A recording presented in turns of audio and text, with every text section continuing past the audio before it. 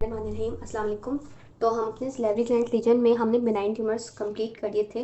अब हम आ जाते हैं अपने मैलिग्नेंट ट्यूमर में। ठीक है, तो जैसे हमने बेनाइन ट्यूमर का जो है वो सफिक्स पढ़ा था, जिसमें हमने ओमा पढ़ा था। अब हम मैलिग्नेंट ट्यूमर के सबसे पहले सफिक्स देख लेते हैं। तो बच्चों, मैलिग्नेंट ट्यूमर में ना हमारे पास जो है ना वो दो सफिक्स आते हैं। एक हमारे पास आता है कार्सिनोमा और एक हमारे पास आता है सार्कोमा।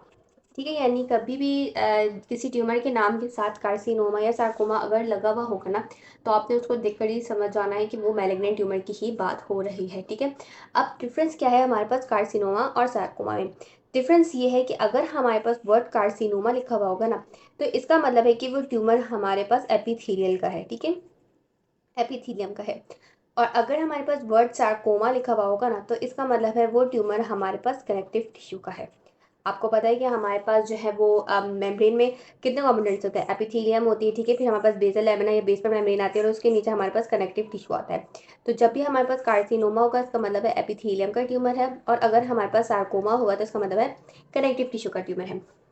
तो यहाँ पे जो हमारे पास वर्ड लिखा हुआ है म्यूको एपिडर्मोइड कार्सिनोमा, अब यहाँ पे वर्ड है कार्सिनोमा, तो कार्सिनोमा तो हमें नाम से ही समझ आ गया है कि ये हमारे पास जो है वो एपिथेलियम का जो है वो ट्यूमर है।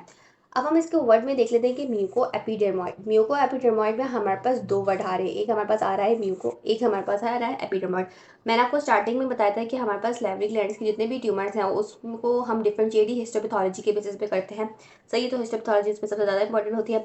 तो यहाँ पे जो हमारे पास म्यूको और एपिडर्मोइड है वो हम कहते ही इसलिए क्योंकि इसकी हिस्टोपैथोलॉजी में हमें दो टाइप्स के सेल और हम तीन टाइप्स के सेल्स हमें नजर आते हैं। ठीक है, एक हमारे पास जो होता है ना वो म्यूकस सिक्रीटिंग सेल्स होते हैं, ठीक है, या गॉबलेट सेल्स होते हैं।